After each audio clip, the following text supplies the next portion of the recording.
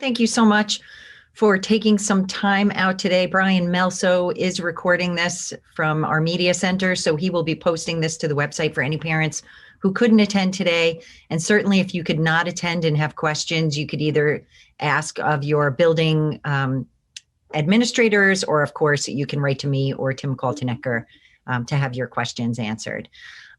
Who would have thought a year later we would be at this point that we're at right now?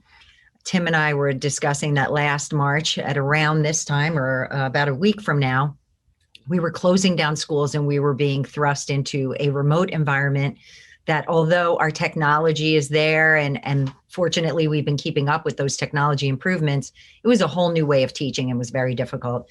To go into classrooms now, and I'm going to speak only to K-5 parents right now, but to go into those K-5 classrooms right now, whether they are in large spaces or split between spaces, the education that your children receive is top notch. I am so proud of our teachers and our staff members and administrators for everything that they've done.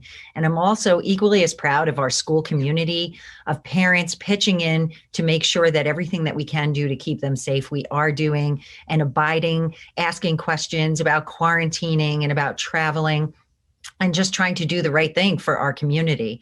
You know, this is about educating our children, but it is also about our larger community that I've at least, and I know our administrators feel a great responsibility for. And that larger community includes you as parents and maybe your parents who are living in your house as well. So just know that that all factors into the decisions that we're making for our staff and for our families.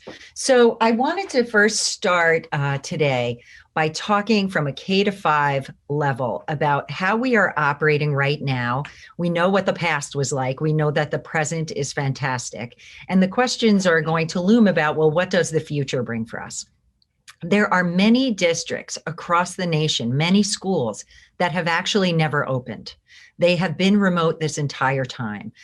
So we started to hear a call back to school for students. Our students are back to school. I do not intend to change anything about the K-6 structure that we have in place, although I know I'm speaking to K-5 parents, but the K-6 structure is not going to change from now until the end of the school year.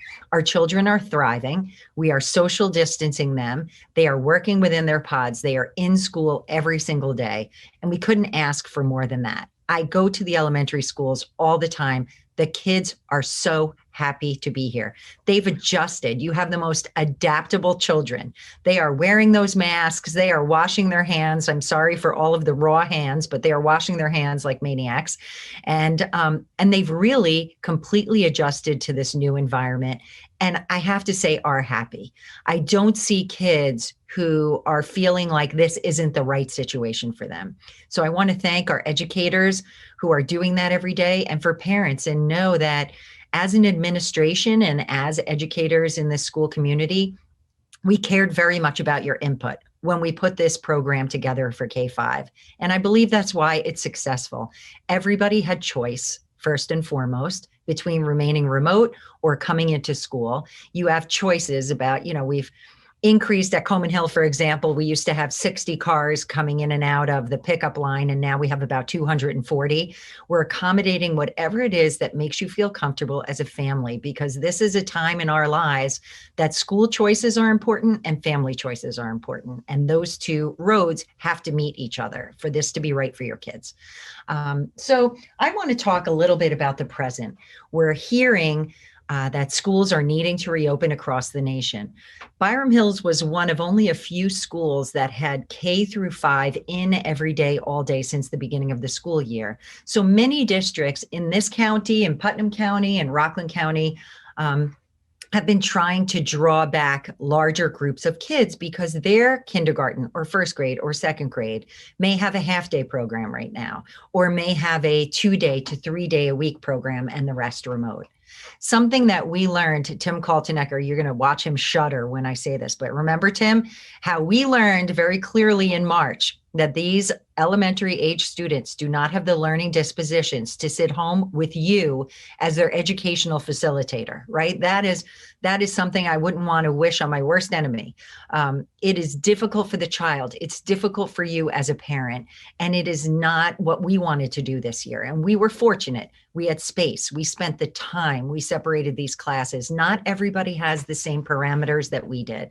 And they couldn't do that, or they didn't do that for whatever their choices were, that I respect. But now they are looking to fully bring these kids back in because their communities are asking for it.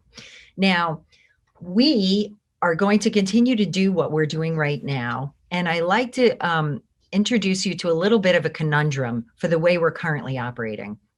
The conundrum that I face is this. I tried to follow the science, but the science isn't perfect. Nothing's perfect. But, even last night, I received something from the American Academy of Pediatrics, chapters 1, 2, and 3. There are chapters to the American Academy of Pediatrics, in case you want to know. And the guidance was saying that we no longer need to socially distance kids if they're wearing masks. So I wrote to the people who had published this from those chapters of the American Academy of Pediatrics last night and said, okay, so while you say this in the document coming out from your 3 chapters, your 3 groups, I would like to also point out on the American Academy of Pediatrics website that the recommendation is 6 feet. So please explain to me how out of one organization come 2 completely different statements.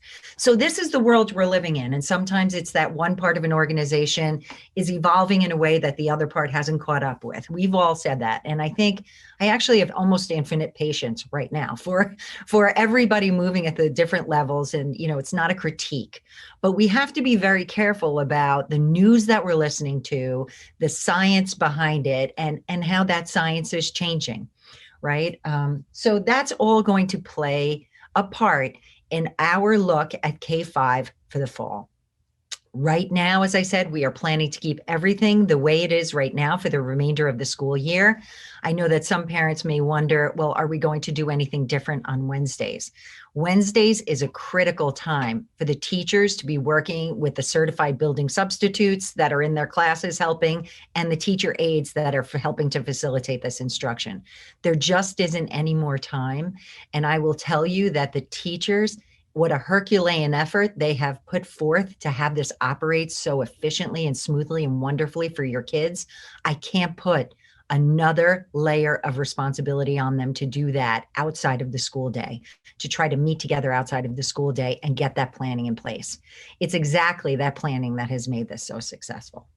So first, I would like to talk about something I alluded to earlier in the news about many Westchester schools planning to phase in all K-12 students. We even had assembly member advocacy around the topic, and the New York State indicating in the 3rd bullet that the state's present guidance allows for flexibility. So they're saying that you have flexibility to bring students in at under 6 feet. Our students, K through 6, 7 through 12, are all 6 feet apart from each other.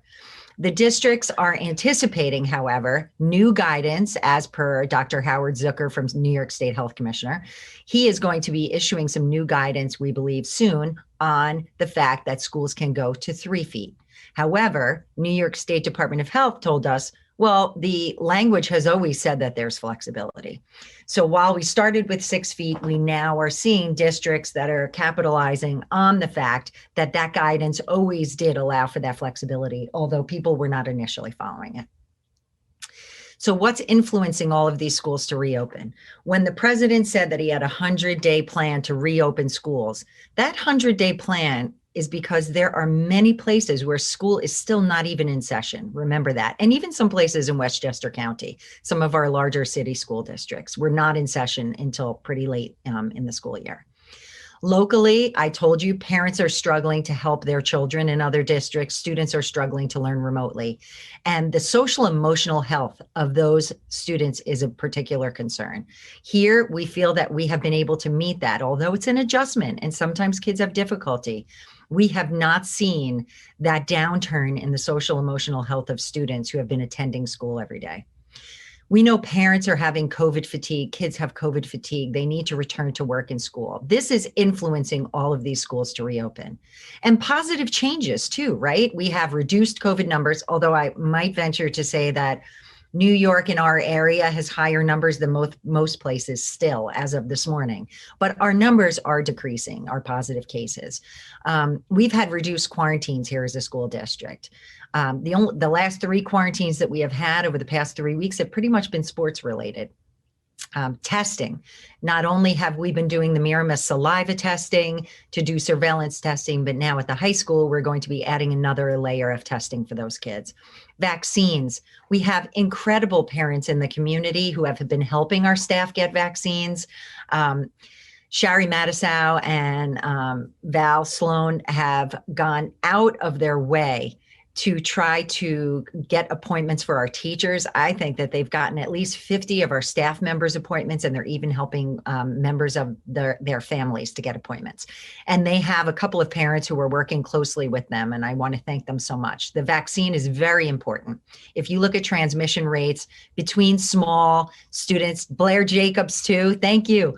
If you look at groups of elementary students, it's not the elementary age students that are the big passers of the COVID virus. It's really the older kids.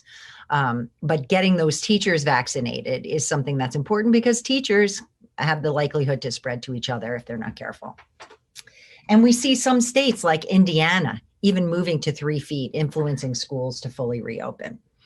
So the question is, what is the conflicting evidence that the experts are telling us about 6 feet versus 3 feet? Should we make any changes to the in-school K-6 plan for this school year? I've already told you, no.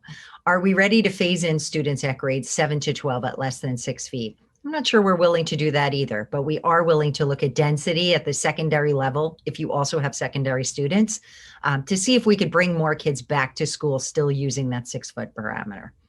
So health experts, you'll see less than 10% of those little ones are actually having cases of COVID in the US, but that's similar to adults, they can spread it. And I said before, I do care about the outside community, that even though these little kids have a less chance of infection, they could be spreading it to the broader community. They may be less likely to be infected than adults, and that the greatest transmission is really happening in middle schools and high schools compared to elementary, and certainly adults. Different guidance on 6 feet versus 3 feet. I already told you the conundrum with the American Academy of Pediatrics, which is the second thing I have listed there. The CDC is saying 6 foot of distancing is a default. Harvard and Brown experts are saying 3 feet for younger learners, 6 feet for high schools, unless the levels in the county are low, then you can go to 3 feet. And National Academy of Sciences is saying 3 feet distancing. However, Yale School of Public Health just came out with this recently, and they said that really, if you look at the last bullet, 6 feet of distance has been suggested following droplet deposition. So I just don't want to be too hasty in making a change in our schools at this point. I would like to wait and see what the data is on other school districts and their reopening plans and how that is working for them and what that is doing for community spread throughout Westchester. I know that our elementary kids, K-5 and K-6 for that matter, are in school every day, all day, and thriving. And I don't plan to bring back those cohorts into large classrooms and take that risk right now. It's just another slide saying the same thing. So as you know, we're doing our surveillance testing and the vaccines. Our school-related quarantines have been reduced. If you look at our quarantine numbers, the total number of positive cases that have been reported to us as a school district since September is 126. We've had 40 total quarantine cases, but the last 3 have really been sports related in the past few weeks. We're not seeing those quarantines in those large numbers anymore because of the distancing. So 7 to 12 plan, as I told you, we are going to try to phase in students to increase density, but I am not willing to go beyond the 6 foot mark right now. For anybody who may want to have information as what are we doing as a K to 12 district, this is important. But I know If you take a look at this and you remember your little kids in situations like this, whether they were in school functions and parades and celebrations or parties, or our high school kids who were in this, in the auditorium here during their Spirit Week, we know we're going to get the kids back to a place where we were, but we are going to do it at the right time. I wanted to have this meeting today. Why? To tell you that things aren't going to change, but also to tell you that you're going to be hearing about this push in other districts. I'm not going to be critical of why districts are doing that. I think that every child, especially elementary age, needs to be in school every day, all day. And I applaud other districts for taking these efforts right now. As a district, could we reduce staff and put kids back into a room at 3 feet apart? Yes, I'm not willing to do that right now. I feel like I need more data before we start to make large changes like that as a school district. Somebody gave me a great analogy this morning. He said, COVID reminds him of a football game. And he said, we're just getting to the point where we could be scoring the touchdown, which is, moving things back to normal. And all of a sudden, instead of being cautious and making sure we're doing it right, we're sitting around waiting and we are not crossing the threshold at the right time. I know I didn't say his analogy right, but I think we don't need to force it, right? We have to make sure that we are actually capable of that touchdown. We cannot put ourselves in a position where we are jeopardizing the potential for that great goal in the end, for kids to see life the way they saw it before COVID. But I think one thing that I'm proud of in our community is through parent input, through teacher input, staff input, administrator, everyone, that we have been able to give our children semblance of a normal life by going to school every day. And what that is going to do for their social, emotional health and their academic progress over time, I think is immeasurable. I love seeing these kids every day. If you know me, you know that I'm a frequent flyer in those elementary schools, watching those kids. And when kids come out of school and actually come up to me and give me a little piece of artwork that they did that day, they're happy to be there. They're thriving in their classes. I wanted this opportunity, though, for you as parents, as I've not held this forum recently, as we've had no changes, to see if you had any questions about now or the future. A little bit about the fall and what we are looking at. I will have a better sense in June of, I'm glad you're relieved nothing's going to change. I'm going to have a better sense in June of what September looks like. Could September look like it used to pre-COVID? Maybe, I'm not sure. Could it look exactly like it does right now? If our area takes a negative downward spiral regarding COVID, yes, it could look like it does right now. Or could it look like less populated classrooms and potentially us increasing staff to have smaller sections and keep kids at least at some distance apart from each other? It could look like that too. And that's what we're in the process of planning right now at the elementary level for the fall. For middle and high school, we're actually trying to see if we can increase some density now while keeping the 6 feet. Somebody wrote in the chat, I saw, I'm curious about Armonk Children's Corner in the fall as well. Yes, I just had a conversation with Scott, who is the board president of Children's Corner, yesterday. I am inclined for the fall season to be opening up allowing the opening up of Armonk Children's Corner. I think that we've learned a lot about COVID on surfaces, and we have just the right products for a very easy turnaround time from one group to the other. I've spoken to both of the principals at each of the elementary schools. I'm going to rely on Armonk Children's Corner for their deployment, for lack of a better word, of how many kids that they are going to be opening that program up to. But we are definitely interested in opening up that program to alleviate some of the burden on parents in the fall. I think that they can abide by the same guidance that we have been doing as a district and doing successfully. So I'm willing to open it up for that. Okay, so regarding the fall, would we hope that we have music in place like we did pre-COVID? Yes. And as far as performances are concerned, will we be allowed to have performances in person? We very well could. I mean, a lot of the restrictions have been eased on large groups. I think right now, just within the past couple of days, we're recognizing that we're not going to have 4 graduations outside to keep our numbers within the limits. I think we could probably have 2. So the look for the fall would be to put that full music program and its performances back into place in as safe of a way as we can, even if we need to have 2 performances in order to get enough people in. I think that that's our mission. Thank you. Somebody asked a question. Support's trying to be progressive in relaxing some restrictions. Everything we know about how Byram Hills K-5 relaxing prescriptions. If not now, when? And I hope that I answered your question. I think that we need to first see every school is opening up, fully opening up. They're having kids at 3 feet apart from each other. I'm not sure the impact of this on our community. I'm not sure about, Westchester community. I'm not sure of the impact of new strains of the virus. I'm not sure exactly how this vaccine is going to manifest itself and make things better. If not now, when? Likely in the fall. I think it is such an undertaking to move the K-5 back to what they were before COVID.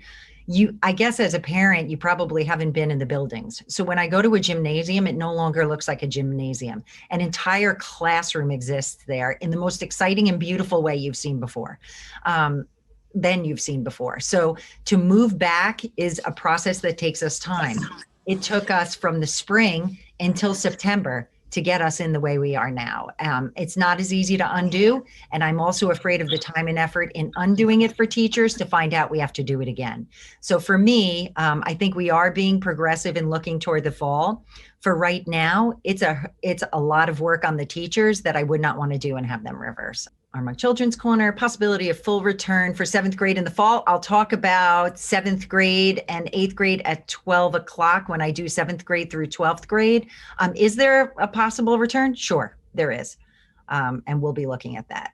But as I said, I would not want to make definitive answers on that until we gather whatever data we can from now until June. We are planning on it though, if that helps you. Will the students still have half-day Wednesdays, even though we will likely not have to shut down and switch to, will the kids still have half-day Wednesdays, even though we will likely not have to shut down and switch to full remote? Yes, the half-day Wednesdays.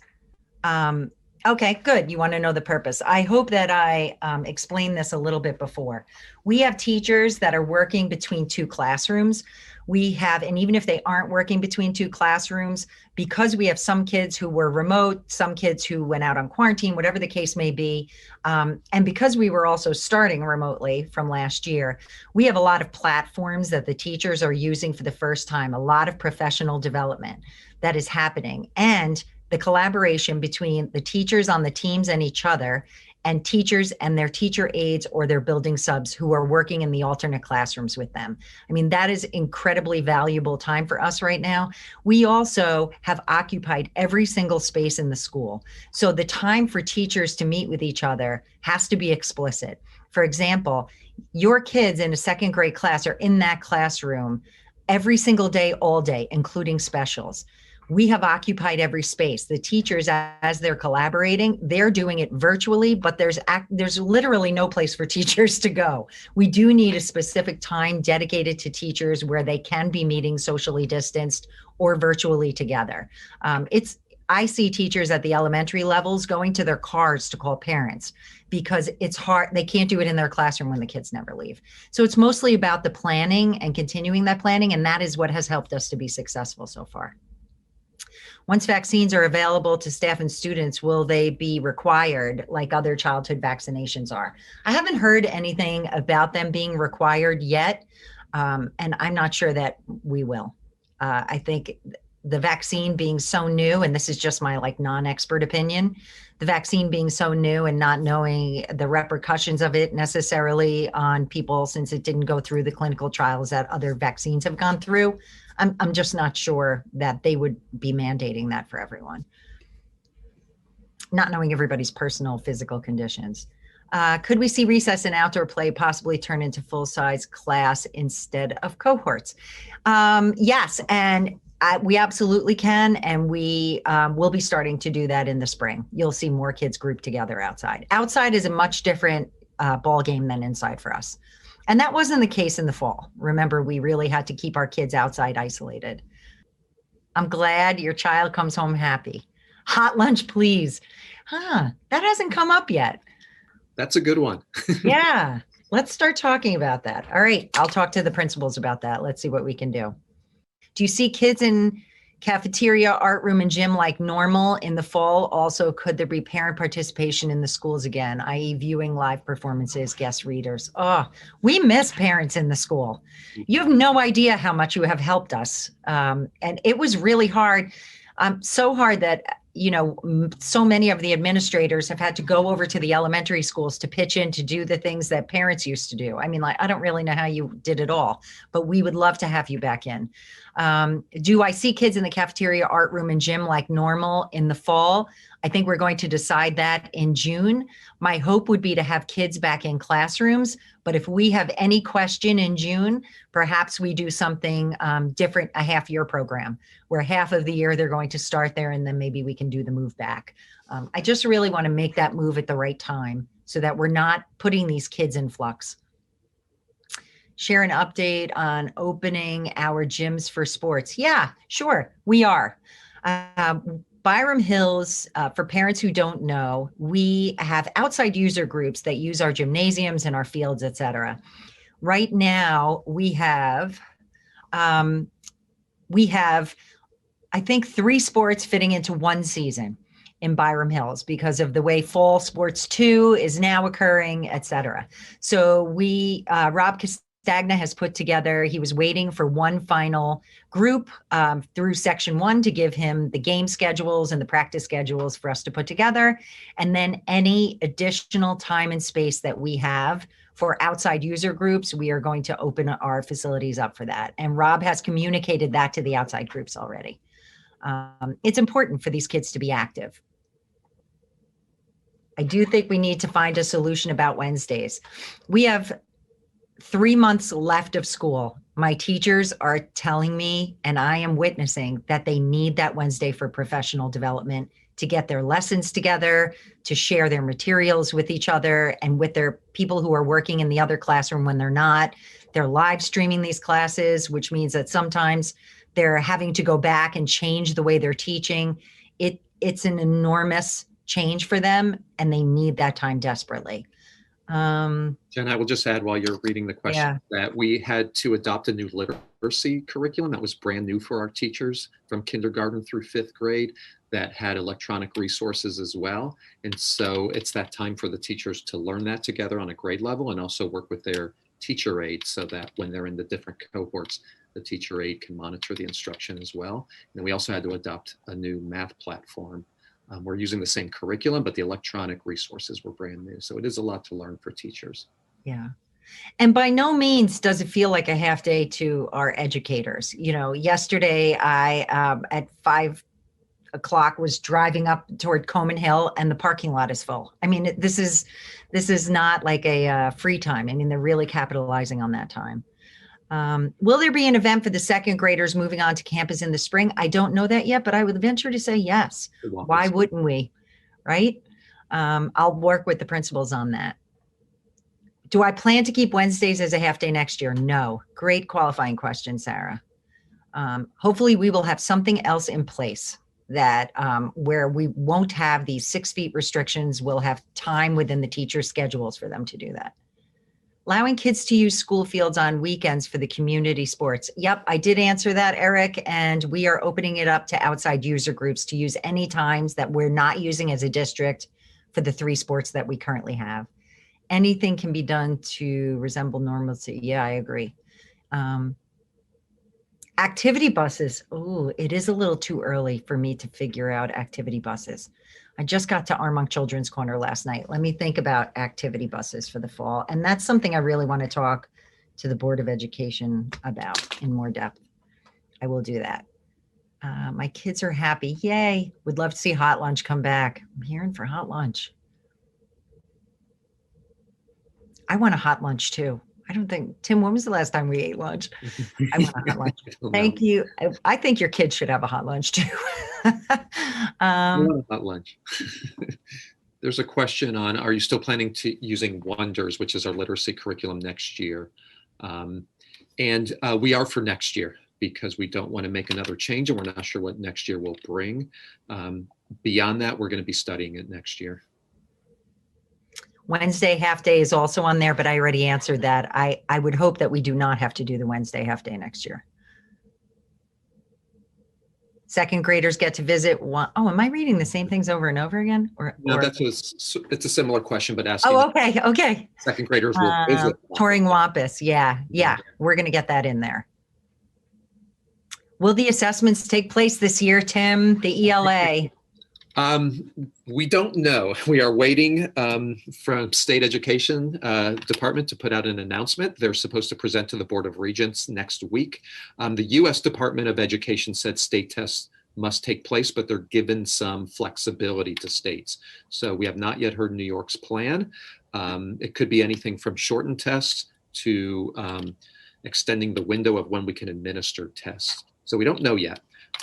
So more information as soon as we find out, we'll communicate that information. New York is still trying to apply for the waiver, pushing the United States Department of Education to give us a waiver so we do not have to test this year. And also a question about purposes for next year about letting kids in at Wampus at 8:05. That's something we'll look at for next year. We don't have an answer on that yet, but I'll take that as your request and we'll look at that and have an answer for you.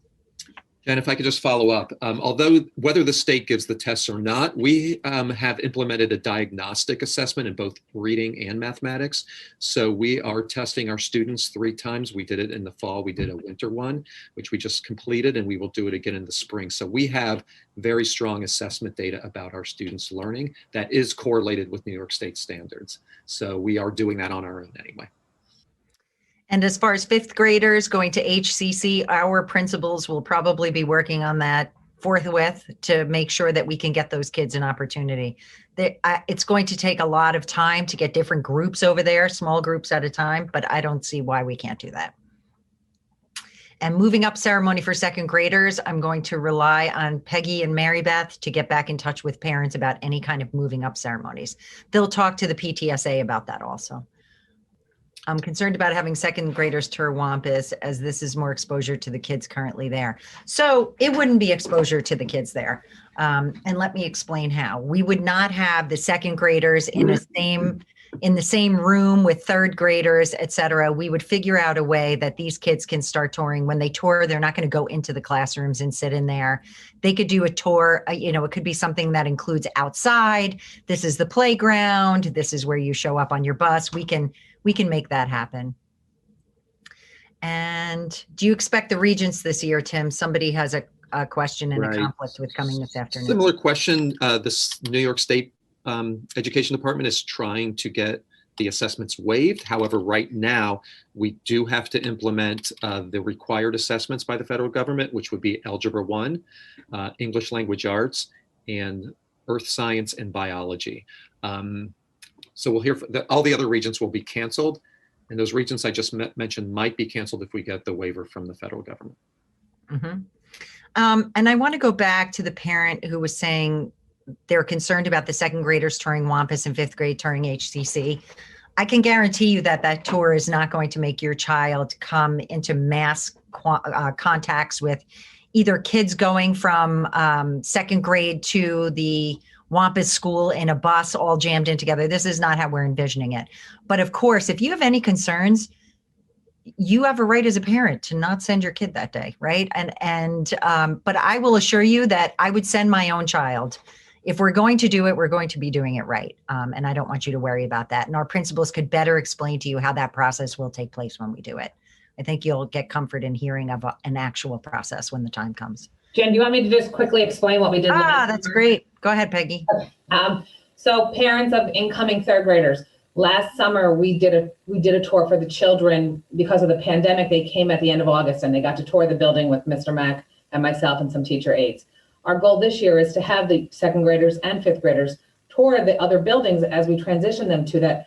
But we are, the building administrators at Coleman Hill, Wampus, and HCC are still working on finalizing those plans in terms of how it would look for your children to see their new schools for September. If that doesn't work out, we will put something in for the summertime to do similar tours to how we did it last summer. Yeah. All right. And field trips, maybe with smaller groups, perhaps, but I don't even want to think about that until September. I need to see what's happening in our area come September. And certainly we can start looking at field trips that are going to take place outside. That's a different story. summer tour last year. It was perfect. Yep. And there was a question about the high school schedule for next year. And it's actually a part of the time, about 15 or 20 minutes in the morning, will be an extra help in office hours and type of period in the morning. But we're still working on the details of that schedule. Okay, what I'm going to ask parents to do right now, I have I know field trips are something we'll talk about a little bit more in the fall, moving up ceremonies. The principals are already going to be talking about and getting back to you. Going to visit different schools. Principals will be getting back to you on that. As far as my to-do list, I'll start having conversations with our business official to talk to Aramark about hot lunches. I will put on my activity buses, and we will be looking to see as we get closer to school in the fall, if that 8:05 Wampus start time is something that we can be focusing on. And I'm wondering if there's anything other than those few things. If we're going to do remote learning on snow days next year, I don't know if we are. Any chance we could end the school year earlier in June? No, we actually can't. Our last day of school is mandated by New York State to be the rating day for the regents, which they dictate to us. So while we put together a calendar every year, its end time is designated by New York State. But in thinking about this remote learning, and Tim is going to be coming back to the remote snow days to really explore whether we should be doing that or not next year. We'll be having conversations, survey parents. We'll have conversations with our teachers about it. I don't know if they're even going to offer it next year from New York State. And if they do offer it, do we want to have regular snow days and then just tap into the remote days when the regular snow days have been exhausted? Or do we want to try to continue doing what we're doing now? Those are going to be the questions on the table for us.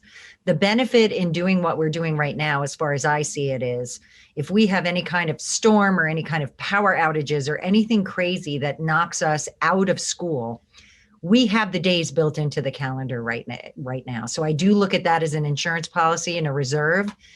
So we have to see, do we want to have that approach to it, or do we want to have another approach to just having regular snow days?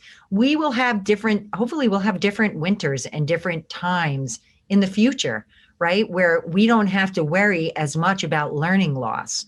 Remember, that was like our key focus. We want the kids to be doing something every day. That was really important to us. This really wasn't about vacation.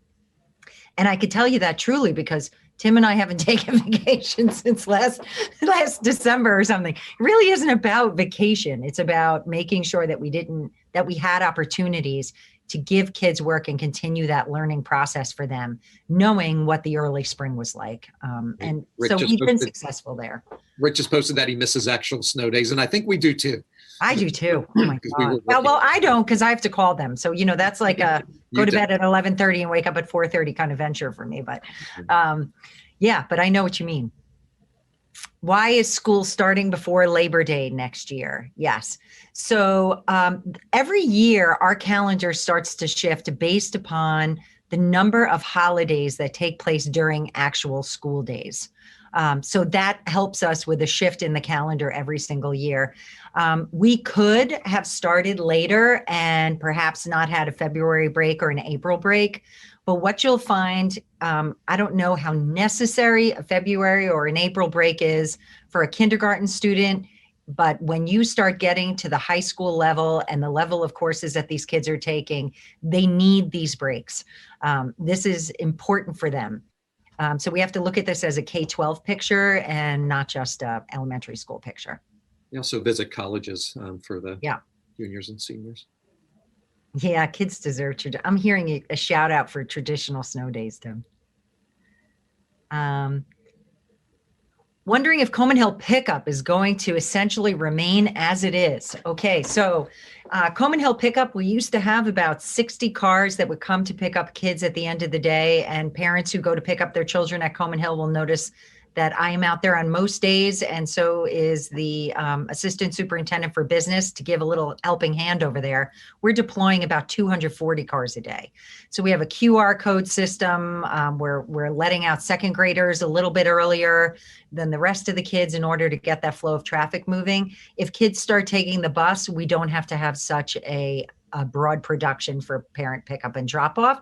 And that's going to come with your decisions as parents and your comfort level with what's happening in the world and the spread of the virus, right? So I think we're going to have to judge that based upon how many kids are still getting picked up and dropped off. Anything else? I think I've gotten all the questions in there. I just want to make sure I'm hitting all of them. And you know that Tim, Peggy, Mary Beth, and I, and the assistant principals, Dave Mack and Janine Marie DeFalco, we're always just an email away, and we're really responsive. So don't feel after you leave this that you can't have another question that you come back to us for. I want to thank you as parents attending today. You know, this has not been an easy process for you as parents, for us as educators, but I'm so proud and happy about the way things have turned out for your kids. And that came from all of us really communicating well to each other. I spoke to so many parents in the spring, and that's what helped to guide us as we moved forward. We care about your input. And I think that made all the difference for our planning for this year, in that we did have your input.